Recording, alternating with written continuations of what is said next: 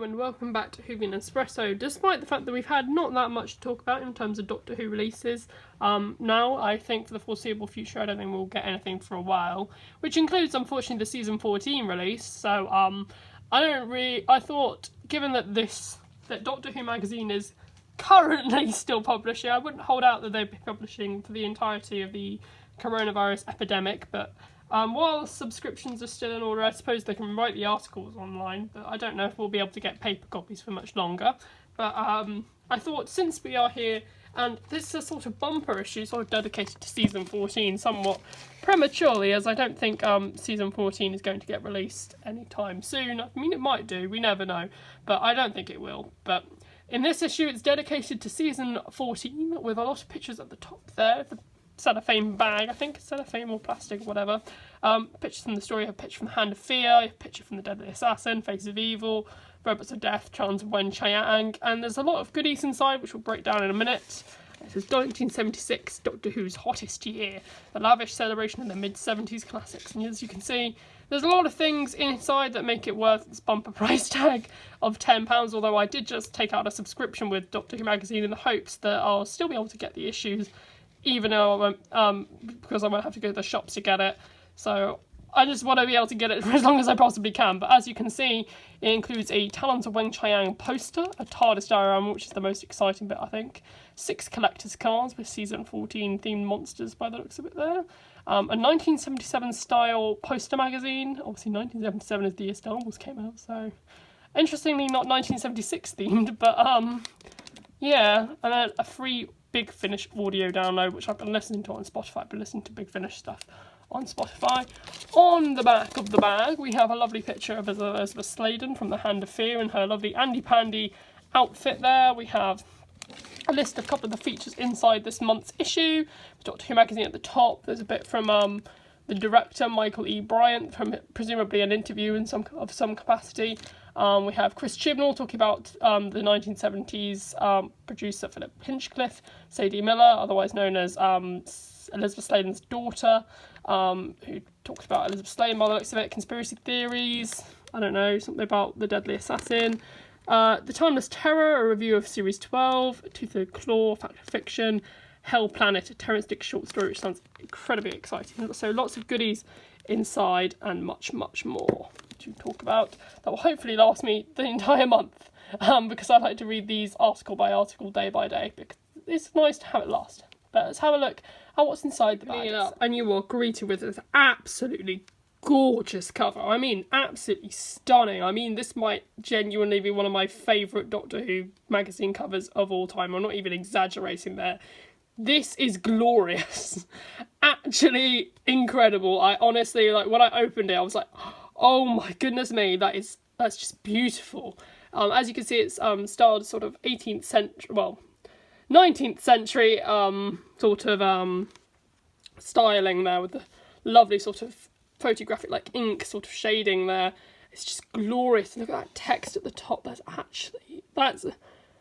I honestly just wasn't expecting this. It's so unreal. It's so beautiful. And as you see, at the side you have the sort of standard Doctor Who magazine spine, which kind of ruins the illusion. But I mean, it's just beautiful. It looks like I'm holding like the Times or something, but a Doctor Who version of the Times. And there's Leela. You've got the Doctor in his deerstalker hat from the Talons of Wen-Chiang. It's actually incredible. It's actually beautiful. Just look at that. That's beautiful. That's incredible. Let's see if we can get that in better view there. That is honestly so beautiful. I'm kind of losing my mind here. And then there's that lovely picture of the TARDIS there. That's actually incredible. It's stunning. Oh my goodness me. Sorry, I'm geeking out a lot here. That's just the beautiful, and the sort of rain there, kind of, or snow. I'm not sure. It might be snow, but it's just so beautiful. Opening it up, it is your standard Doctor Who magazine issue inside. And obviously, I won't dwell too much on this because I don't want too much spoilers for the actual issue. So obviously, I want you to go and get it yourself. But there's some lovely things in there. I don't know. It's quite hard to. Let me just hang on a minute. Opening it up, you are greeted once again with that lovely cover that I've just been fangirling all over. But obviously on the first page is the code, so I'm not going to show you that. But there's a lovely. But if we skip that page, we are can't see too many pages. You're greeted with the editor's message there, and obviously pretty much a standard issue of Doctor Who magazine, like through and through. You got the Gallifreyan Guardian, you got the Series Trust soundtrack, which I'm just waiting to come out on Spotify if I'm honest, but I mean it's a beautiful soundtrack. I listened to it on YouTube the other day. Obviously you've got the letters, and then you got the subscribers stuff. Do subscribe, I think it's a great deal. I got a subscription just for this, to be honest. And then there's some lovely Public Image, obviously very, very nice. We love Public Image. End of Innocence, obviously, because the this era was very much a lot darker era, I think, than a lot of other eras. But I won't dwell too much on it. But I'll just flip through the rest, I think, because I don't want too many spoilers. We have Season 14 Diary, Shoot to Kill, talk about Robert's death, MCM Comic Con. Rather, I don't know if that will happen. I wouldn't make any promises, to be honest, because goodness knows when this is going to be over and mass gatherings will be allowed again. But you never know. It's nice to dream, isn't it? You've got a picture of Sacha Dhawan there, so Sacha Dhawan's going to be there as the Master, obviously. Some lovely articles here with some lovely retro images, which I'm not going to show you. There's Sadie Miller again with Tom Baker. Hang on, let me just tilt this around. I know that's really unprofessional, but I'm not that professional anyway, so I mean, fingers. Let's see, yeah, I wish I'd started like this, to be honest, but oh well, I've already reshot this 3 times, so. There's that short story by Terrence Dicks, review of Series 12, that's a lovely image from the Radio Times shoot, I think, with the new series. There's a comic, and some fact or fiction, and lots of other stuff, reviews of the Faceless Ones, so on. There's Donna, and lots of other things to get excited about. And shall we see if there is a promo for the next issue? Oh, there isn't. Oh, that's not very reassuring. But, oh, no, they have said issue 551, presumably the 31st of April, but, I mean, 30th of April, but, I mean, I'm not going to hold to that, because I would not be surprised. There it is. If it didn't get released then, because there isn't a usual thing in the back, so yeah, let's not hold our breath, but let's just hope, shall we? But yeah, there's the actual issue itself, ending with that lovely image of the TARDIS there. About some of the goodies inside, first of all, we have this lovely poster magazine, which unravels to be absolutely huge. Like, I'll show you in a minute, but you have here, it's a special souvenir issue, it's sort of lovely, sort of classic sort of cover there. It falls out massive, 2 massive pin-ups, it's crazy. You can't sneak preview there, shall we? There's some lovely text here, some sort of articles and stuff, and it folds out with reveal more, but there's some stuff about Leela there, but we'll fold this out. I just want to show you that. You got some other pictures there of different monsters from season 14, including the Master. But before we unfold that properly, let's talk about the sort of Taifu Tea trading cards that we got there, which I'm wondering whether I will sort of fold them, bend them all out, because they look incredible together, combining them to make that one piece. So here you have, they're not all season 14 monsters, I thought they might be, but no, we have Morbius, who's from season 13, I think, and so are the mummy robots from Pyramids in Pyramids of Mars. It tells you who they are and what story they're from. So you have Eldrad from the Hound of Fear, who looks absolutely ridiculous in the episode, but never mind.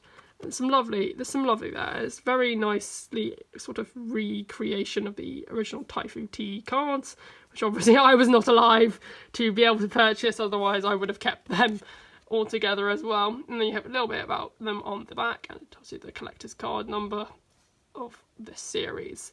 Some lovely artwork there, and a nice little collectible. But let's have a look at the full poster sort of unfolded. Moving on to yet another lovely treat of this episode of this magazine is the Talons of Weng-Chiang Palace Theatre poster, which is a lovely sort of traditional sort of made on kind of cartridgey paper of the Talons of Weng-Chiang monster Magnus Grill. I have not watched Talons of Wang Cheyenne, but I'm looking forward to watching it when season 14 arrives. You have the rats, obviously, because of the giant rats in the story. Lots of different references to the episode, I can presume. I'm not paying too much attention in case there are spoilers or something, but Mr. Henry Gordon Jago, I know, because of the big Finnish story, what's it called? Jago and Lightfoot. So I'm interested to see how that all begins, but this lovely poster there, very traditional, sort of Victorian, sort of circus, like theatre type poster, absolutely cracking there. Perhaps the most exciting part of this Doctor Who magazine release is the new cardboard cutout season 14 TARDIS diorama. And make no mistakes about it, this is very it's very easy to put together, but I don't see it lasting long. I won't lie. I think it's nice that we got this, and I would love to see Doctor Who magazine do some more. But it's definitely going to need some modifications, I think. For example, a base, because there is no base. I would also want to maybe just make some alterations just for my own sake, about maybe cutting out that. For example, if I wanted to do a figure adventure in here, I'm not saying I will, but if I wanted to, I could cut that out and you could have figures walk in and out through that section there. Maybe build some stairs there rather than just have the backdrop be flat. And again, the console is a bit disappointing, just looking a bit flat, but again, this isn't Doctor Who magazine's fault. I mean, they're working on a budget. It's not going to be character option sort of level or even B&M level kind of quality, but I mean, it's very nice little display, particularly if you just want to display your figures and just have done with it. But like, I mean, as a diorama, it works, and it's just as good as the B&M sort of backdrop things from the pack of the TARDIS boxes. But I mean, this flops down, it doesn't actually stand by itself, it has to be, well, that's leaning on Leela. It has to be leaning on something, otherwise it just falls down. That falls down unless it's not leaning on something, as you can see, it's leaning on Tom. And the chair was a pain to put together. But yeah, if you wanted to make some modifications, I think you could. If you wanted to make the door open, it's something I'm just thinking about just doing. So, I mean, it's very nice, and if you just want to display your figures, then leave it as it is. But it also leaves room for perhaps modifying and sort of making a better version of the TARDIS as well, which is useful. And especially if you do want to make figure adventures. I mean, in this difficult time when we're all stuck indoors, I mean, one of the things you can do is animate with your figures. So it's a very nice thing to have this sort of, I think this is a base, the bare bones of a potentially good set. So I will leave it at that. I would not want Doctor Who magazine. I would not want Doctor Who magazine to make more of these. In fact, I would really hope they do, because the one I've got up there of the I want to say season 18 TARDIS console room is also not very good either, because it's just made of paper. But I would love to see more of these, because we haven't got any TARDIS dioramas. We've got loads of classic TARDIS box playsets and stuff, so it'd be nice to have a whole collection of these. I mean, B&M has started doing more and more different variants of classic TARDISes, so it'd be nice to have some interiors to go along with them. Although I won't lie, I don't think I've got that much space. But yeah, it'd be great to see more of these, and it's great to have this, actually. I really, really appreciate this. It's a true highlight of the set, and shows that they put a lot of effort into this sort of release. So it's very exciting to have it an actual TARDIS, so it's very nice. So let's talk about the issue in general, like in conclusion. I think this is a lovely issue, and I'd highly recommend getting it. Even if the TARDIS set does leave a lot to be sort of remade, it's also a lovely little addition to the set, and something I hadn't really quite expected, so it's quite nice to have it and just be able to play around with it a bit. Obviously the poster issue is very nice, sort of very nostalgic thing if you lived at that time, as well as a lovely, and I mean absolutely incredible cover for Doctor Who magazine this month, and of course the lovely little Typhoo tea cards and the posters and everything. It all makes for a lovely celebration, particularly of the year and that season. I think it's great that it's all come together. I hope that in future Doctor Who magazine will do more issues like this themed around the season box sets when they come out. I think it's an incredible idea. I'd love to see a season 20 or 21 with the TARDIS from that series. I think that's one of the better TARDISes from the era. I think it'd be great to see more and more of these TARDIS interior cards, even if we do have to fiddle about with them to sort of alter them and make them stand up properly. Like, I'm not the best customiser in the world, I won't pretend. I mean, the TARDIS sets that I've made are not that much better, but, you know, it's nice to have these printed designs, and it's great, and I just hope to see some more. But yeah, overall, I really like this issue, highly recommend it. Obviously, I wouldn't recommend risking your life to get it or anything, but if you've got a subscription or you can order it online, then do that, because it's really worth it. It's totally worth the price tag. But yeah, thanks for watching, and if you like this video, leave a like down below or a comment, and subscribe down below if you want to see updates on my upcoming content and videos. Thank you for watching, and goodbye.